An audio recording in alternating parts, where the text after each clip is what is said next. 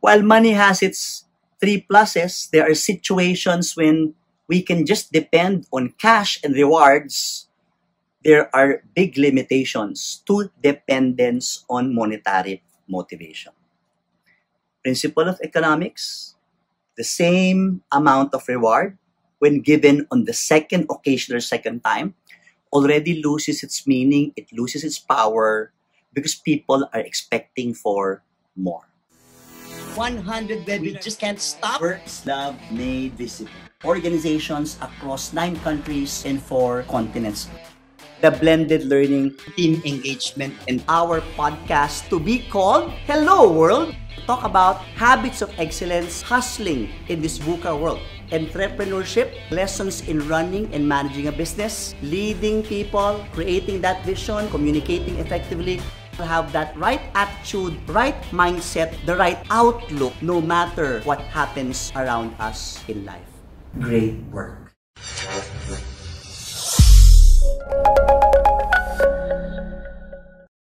Let me present this again, but in a light touch, in a humorous twist here of adding something that people have jokingly considered as a basic need, especially in this past months of the lockdown and quarantine.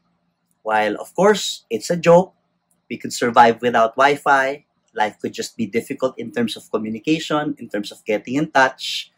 The original 5 layers or levels in Maslow can be grouped together into 2 buckets. First bucket would be the basic needs, the real basic needs, the survival needs. The physiological needs that are met by the salary or cash factor. We depend on our monthly pay to pay the bills and put money on the table. The organization also motivates employees by providing benefits that will appeal to safety and security. HMO, insurance benefits, security of tenure, facilities that project a safe environment. That's all part of safety and security. While the second bucket will be the intangible needs of employees, from belongingness and social needs all the way to self-actualization needs. I will mention things that are not on the slides, so you may want to copy or take note. I have talking points here that you may like. Let's start with recognition that monetary motivation has its pluses.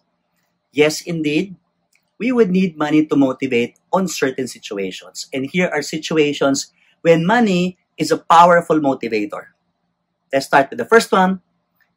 When people are not interested in the task, when people don't like something, the only way to motivate that person, that group of people, will be to put more money on the table. I have acrophobia, that's fear of heights. That's something that no one in the world can ask me to do. Participate in rides. Ride that roller coaster in your theme parks that goes so fast, so X kph or kilometers per hour. But I might change my mind if you give me 1 million, for example, for a 5-minute ride. And if you want it longer, if you want it faster, I can just wait for 3 million or 5 million on the table. I'll take it. I'll do it. See? But the focus is really short term. I'll get the money. I'm doing this for the money. And after that, I'm done. Money also motivates in tough times. So during crisis, during peak periods, during overload or high levels of workload, or when we have less people in the team and everybody has to pitch in, money or other tangibles like providing more or free food to teammates might enliven the situation and might also momentarily, temporarily boost energy and enthusiasm in teams. Third, monetary motivation is a stress reliever.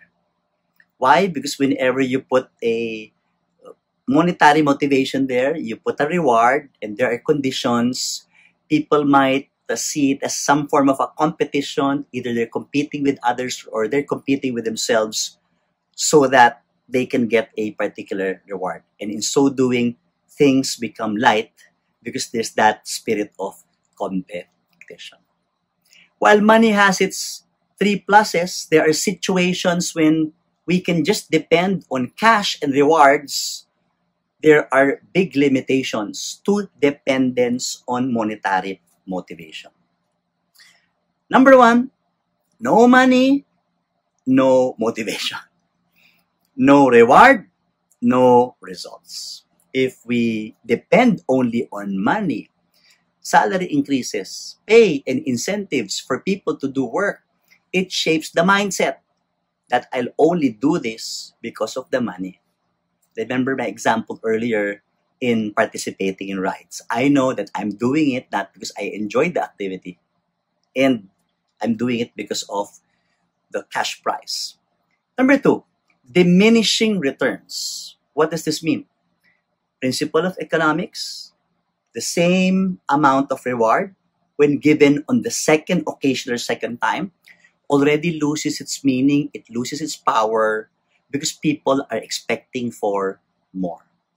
That's why salary increases or incentives, any cash prize, they're expected to be bigger the second time around.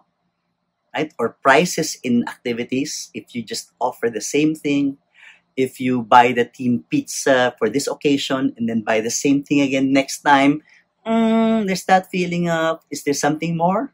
Is there anything more to give?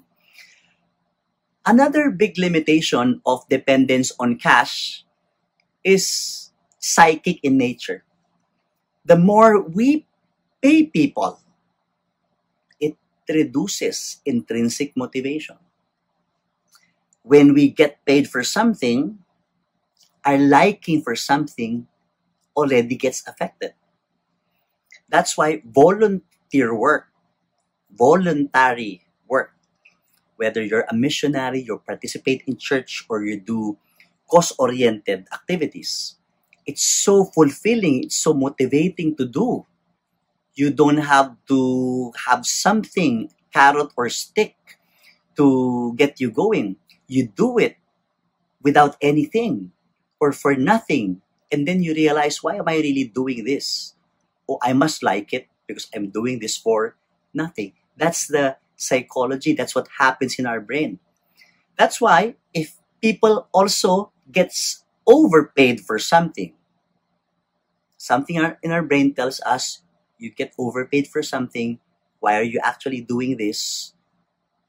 We rationalize things and we end up saying, oh, I'm in this job, I'm in this role because of the money, not because I like it.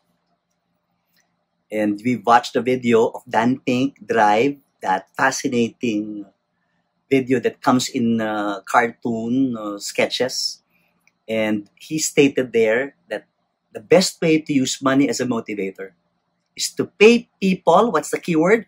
Pay people enough. Just pay people enough. Because if you pay them more than what they should be earning, this is what happens. And that's why for those of us who believe that we give greater effort at work and than the pay that we get, of course, we still need to have that semblance of minimum pay, because if we feel we're really largely underpaid, we would have hopped to another work or another job or another company.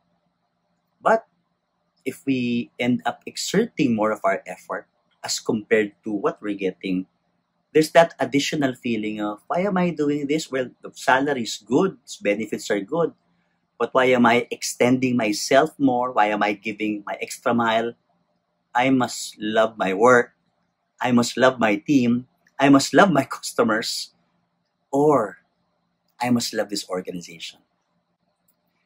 The last limitation of monetary motivation is the most obvious part. We obviously cannot guarantee it, and it is beyond our control. We can't assure people that we can make decisions that will affect their level of pay. while we can plan for their development and make them work on it, it's a joint responsibility between manager and the employee. We can never issue statements that will make people hope.